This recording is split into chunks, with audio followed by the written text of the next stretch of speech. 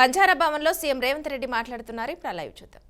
రాష్ట్రం వచ్చిన తర్వాత 10 సంవత్సరాలు పేదలకు రేషన్ కార్డు ఇవ్వడానికి కూడా ఆ ప్రభుత్వానికి చేతులు రాలే. కానీ నేను బాధ్యత చేపట్టిన తర్వాత పేదవాడి గుర్తింపు, పేదవాడి గౌరవం, పేదవాడి సంక్షేమమే రేషన్ కార్డు. ఆ గుర్తింపు, గౌరవం, సంక్షేమం ఇవ్వాల్సింది ప్రాథమిక బాధ్యత రాష్ట్ర ప్రభుత్వానిదే. అందుకే లక్షలాది రేషన్ కార్డులు పేదవాళ్లకు అందించిన చరిత్ర, అందులో ముఖ్యంగా లంబాడ సోదరులకి అత్యధికంగా ఈరోజు రేషన్ కార్డులు అందుకునే విధంగా ప్రణాళికలు సిద్ధం చేసి వాళ్ళకి ఇచ్చినాం. రేషన్ కార్డు ఇచ్చి వదిలేయలే. ఇంతకుముందు మా బలరాం నాయక్ గారు చెప్పినట్టు ఆనాడు దొడ్డు బియ్యం ఇచ్చేది. దొడ్డు బియ్యం ఇస్తే మా లంబాడ సోదరులు తీసుకెళ్ళి బర్లకు దాన పెట్టేది. ఎన్నడూ వాళ్ళు తిన్న సందర్భమే లేదు. లేకపోతే రేషన్ షాపోడే బయట నుంచి బయటనే అమ్ముకునేటోడు. అందుకే ఈ విధంగా మాఫియాగా మారి మిల్లర్లు, దళారులు దోసుకుంటున్నారు.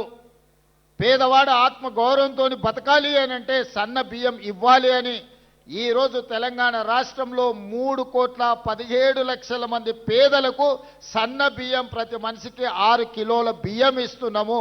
ఈరోజు పెద్దలు తినడమే కాకుండా వాళ్ళ సంటి పిల్లలకు కూడా ఈ సన్న బియ్యం వండి ఈరోజు ఆ పిల్లలకు భోజనం పెడుతున్నారు. నేను ఒక గిరిజనుడి ఇంటికి భద్రాచలంలో వెళ్ళి స్వయంగా బియ్యంతో వండితే ఎట్లా ఉంటుందో ఆ గిరిజనుల ఇంట్లో కూర్చొని నేను భోజనం చేసి వచ్చిన. ఎందుకంటే మనం ఇస్తున్న బియ్యం సరైన విధంగా ఉన్నాయా లేవా అని. ఈడ ఇంతమంది మా గిరిజన సోదరులు ఉన్నారు. 90% మీకు అందరికీ సన్న బియ్యం వస్తున్నాయని నేను భావిస్తున్నా.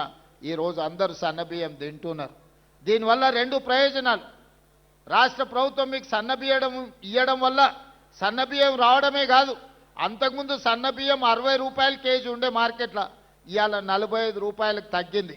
ఎవరైనా కొనుక్కోవాలన్నా కూడా ధర తగ్గి ఈరోజు పేదలకు సన్న బియ్యం కూడా అందుబాటులోకి వచ్చినాయి. ఇదే కాదు, వ్యవసాయ భూములు ఉన్న వాళ్ళకు ఉచిత కరెంట్ ఇచ్చినాం. నేను పాదయాత్రకు పోయినప్పుడు పేదలు మా దగ్గరకు వచ్చారు. పట్టణ ప్రాంతాలలో ఉన్న పేదలు నా దగ్గరకు వచ్చి చెప్పినారు, భూమి ఉన్నవాడికే ఉచిత కరెంట్ ఇస్తున్నావు, మరి మేము పేదవాళ్ళం మా ఇంటికి బిల్లులు కడుతున్నాం కదా అని. అందుకే ఈనాడు పేదవాడికి కూడా 200 యూనిట్లు ఉచిత కరెంటు ఇవ్వాలి అని ఈరోజు రాష్ట్ర ప్రభుత్వం తీసుకొని 2 సంవత్సరాల నుంచి అమలు చేస్తే 51 లక్షల పేదల కుటుంబాలు ఈరోజు 200 యూనిట్ల ఉచిత విద్యుత్తును ఈరోజు వాడుకుంటున్నాయి. ఇక్కడున్న చాలామంది గిరిజన కుటుంబాలు, లంబాడ కుటుంబాలు, దళిత కుటుంబాలు ఈరోజు 200 యూనిట్ల ఉచిత విద్యుత్తును గ్రామాలలోనే కాదు పట్టణాలలో కూడా ఇవాళ మీ కరెంటు బిల్లులు మిగులుతున్నాయి. ఈరోజు ఈ విధంగా పేదలకు, ముఖ్యంగా మా ఆడపడుచులకు, గతంలో అమ్మగారింటికి వెళ్ళాలన్నా, అమ్మవారిని దర్శించుకోవాలన్నా ఇంటాయనను లేకపోతే కన్న కొడుకు దగ్గర చేయి చాపే పరిస్థితి. వాళ్ళు దసరా పండుగకు అడిగితే ఉగాదికి వదిలే ఏం తొందర ఉంది, ఏం మునిగిపోతుంది అని అంటే బాధపడేటోళ్ళు. అరే అమ్మని చూసొద్దామంటే బస్ కిరాయి లేని పరిస్థితులు అని. కానీ ఇవాళ ఈ 2 సంవత్సరాల డిసెంబర్ 9, 2023 నాడు మొదలుపెట్టినాం.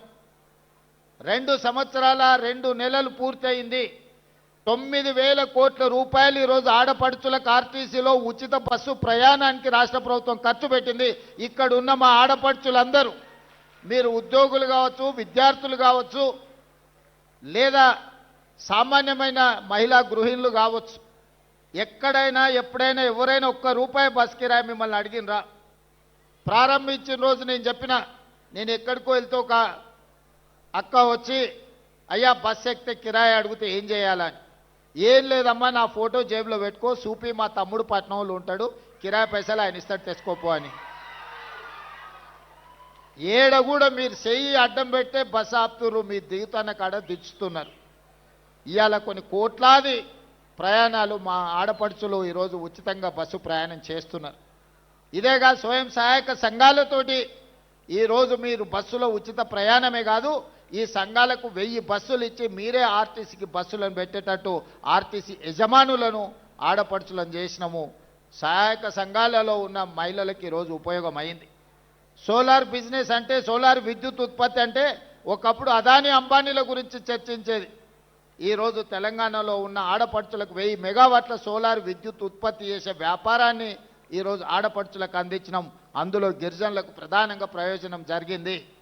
ఇదే కాదు, హైటెక్ సిటీ అంటే ఇన్ఫోసిసో, మైక్రోసాఫ్టో, విప్రోనో, ఇంకో పెద్ద పెద్ద సాఫ్ట్వేర్ కంపెనీలు అనుకున్నారు.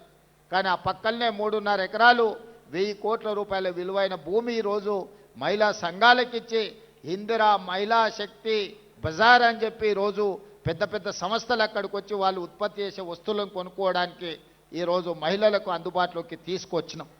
ఒకటొకటిగా పరిష్కరించుకుంటూ వస్తున్నాం. హాస్టళ్లలో ఆనాడు భోజనం ఏ విధంగా ఉండే, ఈరోజు 40% ఈరోజు మీకు ఛార్జెస్, మెస్ ఛార్జెస్ పెంచి కాస్మెటిక్ ఛార్జెస్ ఆనాడు ఎప్పుడు ఇచ్చేదో కూడా తెలీదు.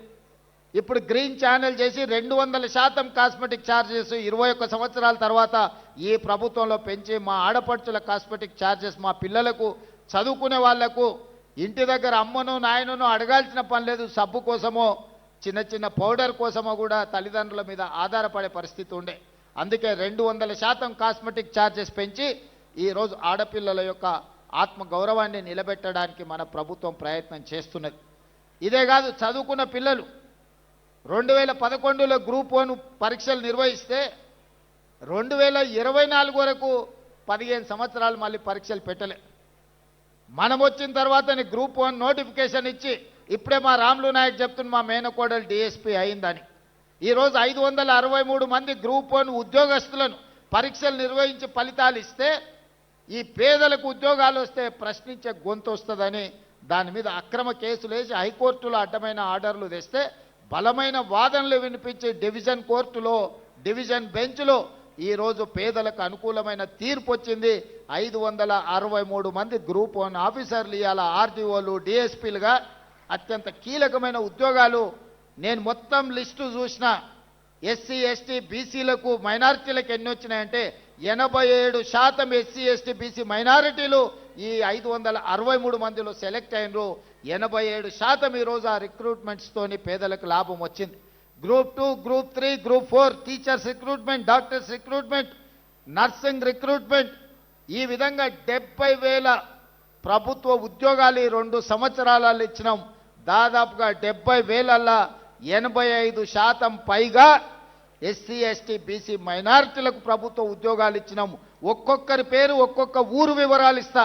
ఎవరికైనా అనుమానం ఉంటే ఇక్కడున్న చదువుకున్న అధికారులతో పాటు ఎవరైనా నేను చెప్తున్న వివరాల మీద అనుమానం ఉంటే ప్రభుత్వం అధికారికంగా లెక్కలిస్తుంది. మీరు లెక్కబెట్టి చూడండి. ఈ ప్రభుత్వం పేదల కోసం పనిచేస్తుంది. ఈ ప్రభుత్వం పేదల అభివృద్ధి కోసం పనిచేస్తుంది.